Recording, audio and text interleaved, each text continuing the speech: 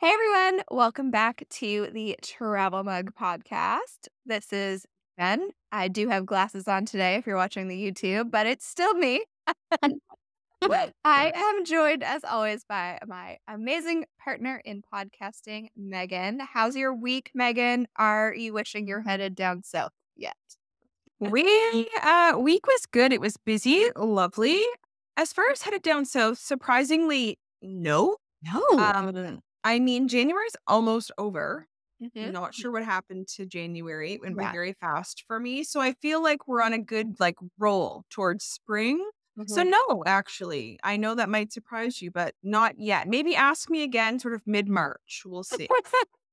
Yes, that's fair. Right now we're recording this. It comes out almost 2 weeks after we're recording this because I'm going to Florida. So Yeah. I will be warm when this comes out, hopefully. Although it's been a little Enjoy chilly. for both of us. I will. All right. So this week, hopefully I won't need this episode. This week we're talking about what to do when things go wrong on vacation. So we'll be the first to admit that we have been pretty lucky, knocking on all of the wood, that we have not experienced most of these ourselves. But it is just good to know what to do when things go wrong. So we're going to take you through a few common scenarios and then kind of tell you what to do if they happen to you. Mhm. So the first one is pretty common. So cancel or delay of your flight. It's common, but it's complicated. So let's talk about it. It depends a lot on the cause of the cancellation or delay. If it's weather related or another situation outside of the airline's control, then according to the APPR, the Air Passenger Protection Rights in Canada, the airline must rebook you on its next available flight or on the flight of an airline with which it has a commercial agreement. The flight must depart within 48 hours of your original departure time. And if the airline cannot rebook you within 48 hours, the airline must, at your choice, provide you with a refund or make alternate travel arrangements free of charge, of course. Don't let As them. they should be. If the flight is delayed due to something within the airline's control or something that is required for safety, then the airline has to rebook you, and the new flight must take a reasonable route out of the same airport. They can't send you to 15 different airports to your destination, and it must depart within 9 hours of your original departure time. And if they can't get you on one of their flights within 9 hours, they are required to book you on any airline. Good to know. Mhm. If these flights don't meet your needs, if you were supposed to fly out and be at a concert that evening and they're not going to be able to get you out to get there in time or something like that, we'd never recommend flying in on the day of a concert, but you know, you know. If these flights don't meet your needs, you are entitled to a refund. And if you are no longer at your original airport, say you flew Halifax, Toronto, and you got to Toronto and your flight to New York was delayed, you are entitled to a refund. And then they have to fly you back free of charge and refund you your entire ticket price. So they can't just leave you stranded, which is good. No. No, I think people should go back and listen to that part again because I think that's the most important part that people don't understand is how do I get a refund? When am I entitled? So this is a really important section. This is good information. Yes. So when it comes to compensation for inconveniences situation, they have to be situations within the airline's control. And the amount that you receive is dependent on how long the delay was and if the airline is a small or large carrier. So there's some distinction there, but you could get $400 to $1,000 per passenger for a large carrier and $125 to $500 for a small airline. So, for things like meal vouchers and hotels, the situation must be within the airline's control or within their control and required for safety. You must have been informed of the delay or cancellation less than 12 hours before the departure time on the original ticket. And you must have had to have waited at the airport for 2 hours or more after the departure time on your original ticket. So that's when you can kind of start demanding compensation for things like meals. And the tricky part, of course, is the airlines don't always like to tell you the reason for the delay. They So don't want to pay you. no, of course they don't. I mean, they're a business. We get it, but also give me my money. So save any communication you get from the airline, text, emails, any of that. If you can record any communication from the airline staff of them like telling you what's going on, do that as well. It just covers your butt. And like I said, all this is very tricky depending on the situation and the smaller, large carrier. The APPR website is the best place to get more details. This is kind of like a broad overview. And then if you're having an issue, that's where I would go to kind of figure out what's actually next for you.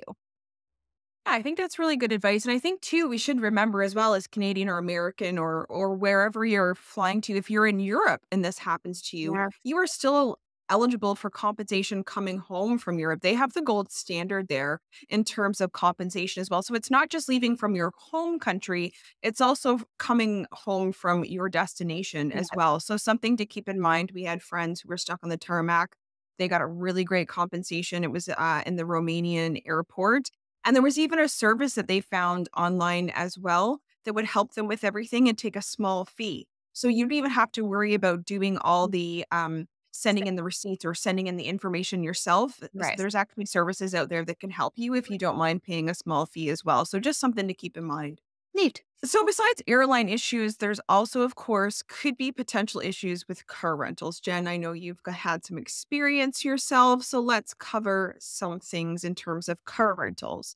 So, there are a few scenarios that could happen, and there are things you can do to prevent common errors before they even happen. First and foremost, when you're booking your car rental abroad for travel, ensure that you book it in the name of the primary driver is very important.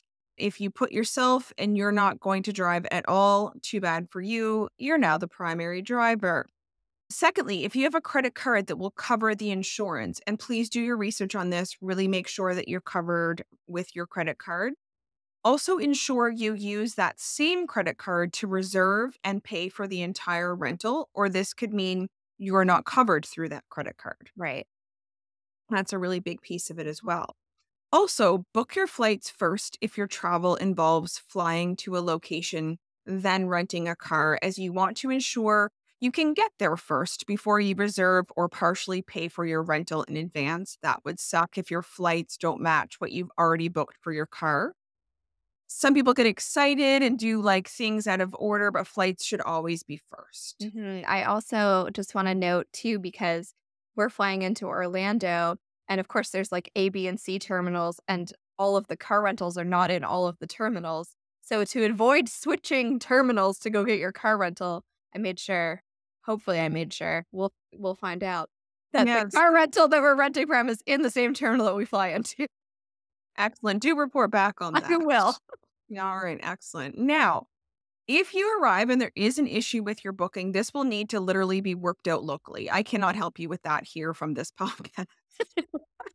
So, our suggestion is to check with them before departure to ensure that they have what you have in terms of your reservation details. You can never be too safe. Mhm. Now, if you arrive and they're having technical issues at the car rental agency, which our very own Jen has experienced, sadly, there isn't much you can do but wait and try to be patient and understanding as possible, even though that could be your one day you have that car. I mean, it's honestly just crap luck at that point. Yeah. Now, before driving out of the parking lot, take pictures and or video of the condition of your car, including scanning the parking lot in your video to include the actual car rental agency so that the video for certain was taken there, everyone knows it, so that if they try to say you damaged the car, you have record of what it looked like before you drove it off the lot. This is very key. Most agencies aren't trying to gouge you, but you don't know which ones could. If you take their full insurance, this won't be much of a concern for you or for them because it's fully covered anyway. So if you take their insurance, you're good to go. Yeah. Now, while out on the road, if you have an issue with the car, heaven forbid, Have the agency number ready to be prepared with this information. Generally, they give you a booklet information that you can put in the dash while you're driving. If you scratch the car, yet you took full insurance from the agency, you're not, you're not going to have any issues with that. If you break down, they would have hopefully provided you with this information when you rented the car for, say, 24/7 service. But if they don't ask for it, say, what if something happens on the road? What do we do? Now, if you damage the car and didn't take their insurance, contact your own insurance right away, get advice from them, and then the agency so that you can be properly guided on what to do, but always go to your own insurance first. Hmm. That's good to know. Yes, those are my little tips. Hopefully, you don't need them. Well, I don't need them. It's funny, we're renting from Avis for this trip coming up, and they've emailed me every week for the last 3 weeks. Reminder of your reservation. Reminder of it. And the first time I got it, I was like, "Oh my god, did I book for the wrong dates?" No, they were just reminding me a month in advance. Bless their little prepared hearts. Like, okay. All right. Another super common problem back at the airport is lost luggage. At that damn airport. Oh, the airport. So, if you get to your destination, home or destination, and your bag is not there on that carousel when you arrive, you got to go report it right away. Go up to the kiosk, whatever the person, report that your bag is not there. They should give you a case number. You need that number, so do not walk away without it. Also, keep your boarding pass. This is really important as well. You'll need all of that information. So they have to refund you your baggage fee if your luggage is not there. And then you'll be able to purchase within reason what you need. And we talked about this on the episode with Gabor Lukács a while ago now, but scrolly back and listen to that. Yeah, it was a Uh, 2023 episode, not yeah, too far. not too long. They are liable for up to 2,300 Canadian dollars approximately on itineraries within Canada and international, including to the US, and US 3,800 on domestic itineraries within the US. So if you're American and it's domestic. Now, if your bag is back to you within 21 days, it is considered delayed. You then have another 21 days to complain to the airline in writing to get compensation for the bag, for the things that you bought to replace. After 21 days, your bag is considered lost, and you should replace all of the contents and the suitcase itself or bag itself. And then you will have to complain to the airline in writing and again send in all of your supporting documents. So you got to have They're going to make it as hard as possible. obviously, they are, and this is where it can be really helpful to take a photo of everything that you've packed in your suitcase, and I know it seems like an unnecessary step, but it's something simple that you can do to protect yourself. This does happen. It's happened a lot. It Yeah. and so it's just one little thing that you can do, and like I said, Gabor Lukács has step-by-step instructions on his website, airpassengerrights.com, including sample letters that you can use to get compensation. So it's really he's trying to make it as simple as possible so that we can all get what we deserve from the airlines. So yeah, I really appreciate that. Hopefully I don't have to use it, but it's there. Again, it's good to know just in case because I have a feeling we're not going to get through our entire travel lives scot-free of these issues. So, and we may need to know this. We might. Yeah. All right, so next up, let's talk more broader transportation. So, it can be scary to try and figure out how to get around a new place, especially if you don't know the language. But even if you do, it can be intimidating. And there are some scams out there to be careful of. Mm. So, at the airport, if you intend to take a taxi, ensure you're going with a registered cab. Just for our listeners, we're going to have a travel tip Tuesday that dives even deeper into this. But there are many airports throughout the world that have unsanctioned taxi drivers charging above cost without meters to get you to your destination. So do your research in advance, join our travel tips group for your destination on social media, And if you say yes to a taxi driver and you seem to have to walk a long ways from the terminal to get to their car from the airport, it is most likely a scam. And if it's safe to do so, let them know you've changed your mind and just head back to the terminal and get in the old line with everybody else. Now, if you are using a bus service to get around, ask the driver when you get on or other passengers getting on the bus if this is the bus where it's going. Is this where I want to be going? Yeah. I really want to be sure. If you're adventurous, just get on the bus. Who cares? But if you're like moi, Yeah. I would want to know. Now, if you're on a city bus trying to sightsee and you realize you are on the wrong bus, either be adventurous, like I just mentioned, and see where it takes you. Or again, if it's safe to do so, get off at the next stop and get your bearings rather than go further in the wrong direction. But again, please try to make sure it's as safe as possible. You could also ask your hotel or Airbnb host for advice on public transportation and the best way to get around if you haven't looked beforehand, which we always advise that you should. Mm. And more than ever, you have to be careful of scams. And if something doesn't feel right, don't agree or let yourself be hassled into agreeing to take what they're offering. A firm no usually is enough in most situations. And if you ever feel unsafe, ensure that you know the emergency number of the country that you're in, such as 911 in Canada, as an example, just in case you need it. And hopefully, again, you do not. Hopefully you don't. Yeah.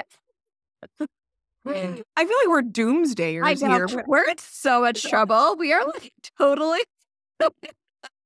Oh no. All right. And roses out there, though. So Next up under things we hope never happens to you or us is if you get sick on vacation, and no one wants to be sick while we're traveling, but it does happen. And if it's, a normal virus-y thing, rest, drink plenty of fluids, blah, blah, blah, all that normal stuff. You might want to pack some meds from home like ibuprofen, Tylenol, Pepto-Bismol, Gravol, all those things. We always, pack your Imodium, pals. Like, just do it. nobody wants that. Right? If you do get sick, you don't want to have to go out in search of medication. And also, some medication might not be available in every country, or it might have a different name. And like, who wants to try to figure that out when you're like, I need Imodium right now? Like literally now. Literally now. If it is something more serious, hopefully you have travel insurance, first and foremost. If you do, and it's not a completely life-threatening situation, try to contact your travel insurance company first to see if there's like a certain hospital or clinic that you have to go to in order to be covered. You don't want to just go and then find out later that it's not going to cover you. And again, if it's not a life-threatening situation, check to see if there's an advice line that you can call to talk to a nurse. In the UK, 111. In Canada, we have 811. In Australia, it's a little bit harder to remember. It's 1300606024. Rolls off the tongue.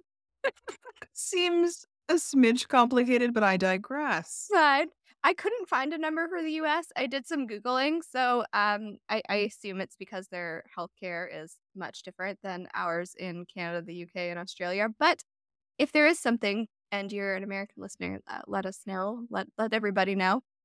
You can also visit a pharmacy and ask a pharmacist for advice. I think that is very underutilized out there in the world. So, like we said, same as the taxi or the public transportation situation, you should know the emergency number of the place that you're visiting. Hopefully you don't need it, but just in case, I hope you never have to call. But yeah, You never know. you never know. You don't. You don't. All right, great. So you've traveled to or home from, and another possible scenario could be jet lag. So this is bound to probably happen when you're traveling to time zones, usually 3+ hours ahead or behind your own. And it can be rough. Your internal clock is set to where you live, and now you're messing with your circadian rhythm. So, what to do? So, the advice is always to try and stay up, especially if you're coming, let's say, from North America to Europe, to try to stay up until at least early evening to regulate yourself on your first day, especially in that scenario. Now, if you're traveling from Europe to North America or even the east coast of Canada to the west coast, Right. where your time zone will go back, I really do find it takes longer to regulate yourself to a usual bedtime before having to come home anyway. However, you try as hard as possible to not concentrate on the fact that you are so far behind your regular time zone. Like, don't live in that mindset of like, oh my goodness, it's 8 o'clock here, but it's, 12 a.m. at home. Like, you Right. can't keep thinking that way or Yeah. you'll get stuck in it. Drink a caffeinated beverage, to try to stay awake as long as possible to regulate to your new normal bedtime. And of course, no matter which direction you're going, staying hydrated is always key. Now, to fight jet lag when you're arriving home, there are a number of things that are recommended to help get yourself back on your usual schedule. So, well timed light exposure, melatonin, exercise, regular meals, and again, staying hydrated. Try to resist naps and caffeine. So, you're trying to actually be ready to go to bed at your regular time. So, don't drink the coffee to try to stay up at that point. Let the coffee go. Right. Now, I'm I'm very opposite of all this. Now, what I have found works for us, I don't know if Peter just goes along with me to like shut me up. I don't really know. And everyone is different. But when we arrive in Europe, after usually flying overnight, we stay up for as long as we can, of course, often though, just until we check into our accommodation. So 2, 3, 4 p.m. We then shower and literally fall into bed. We usually rest for a few hours and then we get back up and go out again until it's later in the evening. Mm. And then, of course, we're still tired. Like, I'm not fully rested. So Right. when we come back to the room in the evening, we just go to bed again. And I have no issues falling asleep at that point. And then we wake up at a normal time in the morning. Somehow this usually works for us really well. But again, people Mm. have their own scenarios that work for them, but that's actually what works for us. Yeah, it's similar. I cannot nap. I cannot do it. And so I can't have a nap and then go out again. So we did this basically what you just said the last time we flew to Europe. Ryan had a nap. I just laid on the bed and scrolled. I rested my body, Right. but not really. I could not nap. But that's very similar to how we usually deal with that situation. Cool. All right, next. If you lose your passport, don't want to do Oh, that, but it could happen. All right. I'm going to go through a couple of scenarios for depending on where you live, but they're all basically the same. So, if you're Canadian and you lose your passport while you're traveling outside of Canada, or I guess inside of Canada too, you need to report it as lost or stolen or damaged as soon as you know, basically. And you need to do it to the Canadian government by phone, which is, like, are we calling Justin? How, like, what are we yeah, doing? please call Justin. Okay. You'll Yeah, take the call. he'll take the call. You will then essentially have to apply for a new passport. And if you're outside of Canada, you're going to have to go to a Canadian embassy, high commission, or consulate office as well. And there is, of course, a replacement fee along with the passport application fee. Our American pals, it's a slightly easier because you can report it either online or by phone. I know, right? Oh, Right? of course. And then you will have to also contact your nearest embassy or consulate office to replace it. I looked at other countries, including Australia and the UK. All the steps are essentially the same. So I assume that no matter where you live, this is going to be the steps. Report it missing to your government, pay them a lot of money to get a new passport, basically. Once you report it as lost, it is no longer usable. If you find it 10 minutes later and call them back, they're going to be like, no. So I mean, report it right away, but, like, really look through your stuff before you report it. Even the thing I'm about to talk about to end this podcast, I would rather everything else happen to me that we've talked about in this entire episode than losing my passport. That sounds terrible. It makes me like I'm anxious right now, I and know. it's not happening to me. Have you seen there's, like, an Instagram or TikTok video, it's like, "Go to the airport, check and make sure I have my passport. Do this. Do I have my passport? Do I have my" It's just, like, constantly I just wanna, like, glue it to my hand.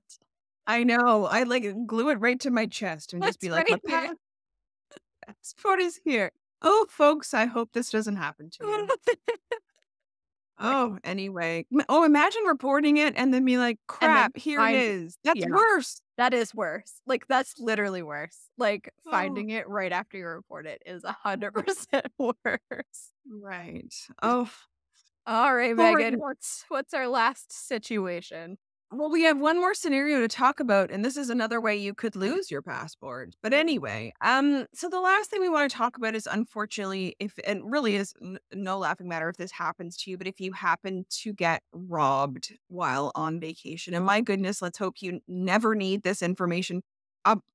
Okay, I'd rather lose my passport than get robbed. Let's be honest. This is the one scenario I would rather not have. But anyway, but in the event that you do, some tips would be to immediately report it to the police. Be aware of what, again, that country's emergency number is, such as 911 in North America. And if you do file a police report, make sure you get a copy of the police report. This could be helpful with insurance and following up on the case. Please don't pursue the robber.